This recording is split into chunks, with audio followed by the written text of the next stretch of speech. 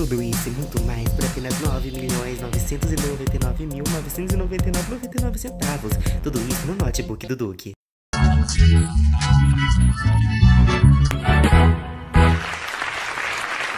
Aí, voltamos para o encontro. Mas antes, deixa eu te fazer uma pergunta. Você conhece os persas? Sim, eles mesmos. Nossa equipe conseguiu trazê-lo para uma entrevista exclusiva com o nosso encontro. Não é mesmo? Isso mesmo, tô aqui, né? Não sei como, porque não existia câmera na minha época, né? Mas tudo bem, mas tô aqui. Sim, entendi. E tem boatos que vocês vivem em clãs, é verdade isso aí? Uhum. Isso mesmo, Danilo. A gente viveu por milênios em clãs. Eles eram dominados pelo povo medo, assírios e babilônicos. Posteriormente, a gente começou a conquistar território e formamos uma das mais importantes civilizações antigas. Povoamos Far, que hoje é uma província do Irã. E por isso, hoje eles têm ancestralidade persa. Nossa, vocês realmente têm uma história pra contar, hein?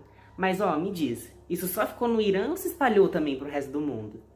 Não, bem ao contrário disso. Nossa cultura e nosso idioma estão espalhados pelo mundo, cara, é surreal. O famoso Parsi ou Parsi, o idioma persa ainda é falado no Afeganistão, chamado de língua Dari. No Tajiquistão, chamado de língua Tajik. E ainda em outros países do Oriente Médio, como o Iraque, o Uzbequistão, a Turquia, os Emirados Árabes Unidos e o Bahrein. Caraca, quanto lugar, hein? Eu fiquei surpreendido, vou ser sincero. Mas assim, como surgiu esse grande império? Você pode contar pra gente? Então, se prepara que lá vem história, cara. Então, o Aquimendia, Ciro II, o Grande, ele desistiu do trono do rei do Império da Média, Astiages. Depois dessa vitória, os persas, né, nós, que até então eram dominados pelos povos medos, passaram a subjugá-lo sob a liderança de Ciro II. Esse episódio ocorreu por volta de mais ou menos 560, 530 a.C. e marcou o início do surgimento do Império Persa. O Ciro II ele realizou diversas reformas administrativas. Ele iniciou um processo de expansão territorial. A força militar do exército persa conseguiu dominar toda a região da Mesopotâmia e da Península Arábica. Os principais territórios que fizeram parte do domínio persa no governo de Ciro II foram a Babilônia, em 539 a.C., o território de Ecbatana, capital do Império Medo, em 549 a.C., o Helesponto, o nome antigo do noroeste da Turquia, e a fronteira indiana.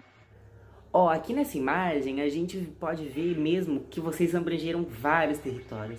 Entre eles toda a região da Mesopotâmia. Isso, toda essa área mesmo. Mas pode continuar com o seu assunto. Perdão.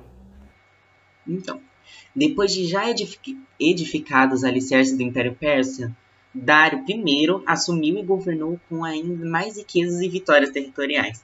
Seu governo durou de 549 a 485 a.C., tá? Foi marcado por muitas realizações políticas e administrativas, sendo reconhecido como o grande guerreiro persa.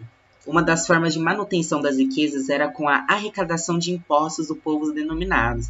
E para otimizar essa tarefa em toda a parte do vasto domínio persa, Dário I dividiu em 20 unidades territoriais menores chamadas de satrapias. Em cada satrapia foi designado um governador local que era chamado de sátrapa. Os sátrapas eram incumbidos de fiscalizar e arrecadar os impostos e auxiliar no crescimento da economia local. Juntamente com os sátrapas, existiam homens de confiança do rei que faziam todos os relatos ao governo persa. Por isso, eles eram chamados de olhos e ouvidos do rei. A hegemonia do império foi concretizada com as construções de estradas. Uma das principais foi a Estrada Real Persa, que auxiliou o desenvolvimento da economia e serviu de passagem para os soldados do exército e dos funcionários dos correios. A civilização persa tornou-se exuberante, também pelas construções de palácios, monumentos e o crescimento das cidades. E a sociedade, como que ela era?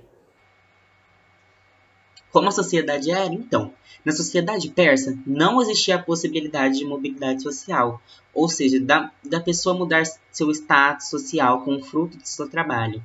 Se um persa nascesse em uma família pobre, morreria nessa estratificação social.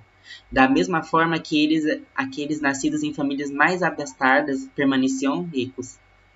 Dessa forma, a sociedade civil persa era chamada de estamental e rígida. Somente em determinadas situações peculiares essa tradição social era quebrada. A coluna principal do império eram os soldados persas. Eles tinham muito valor dentro da sociedade, porque eles eram os responsáveis pela organização dos diferentes povos e da proteção das fronteiras. Os soldados eram homens que tinham treinamento militar intenso, boa remuneração e temidos pela população. O recrutamento ocorria com homens de várias partes do domínio persa. No auge do império, o exército alcançou aproximadamente 300 mil soldados. E a sua religião? Me diz um pouco sobre ela. Nossa religião era o zoroatrismo. Foi uma crença religiosa difundida pelo profeta persa Zoroastro no século 7 e 6 a.C. Zoroastro nasceu na Pérsia, próximo da Ásia Central, em uma família islâmica, e aos 30 anos de idade ele iniciou sua vida missionária.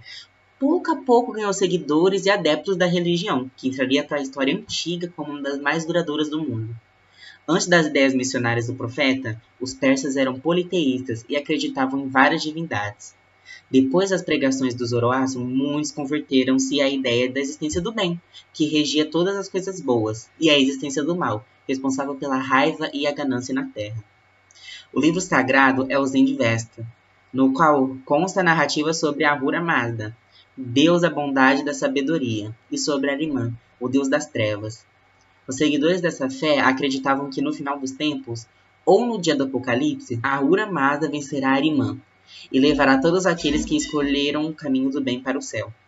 Acredita-se que a crença religiosa do zoroastrismo moldou a crença doutrinária judaico-cristã e ainda reverba no entendimento religioso das principais religiões da atualidade, judaísmo, cristianismo e islamismo. O zoroastrismo, ou mazdeísmo, como também é conhecido, pode ser considerada a primeira religião monoteísta ética, com a assimilação da religião islâmica no Irã. O zoroastrismo passou a ser praticado por apenas 1% da população iraniana.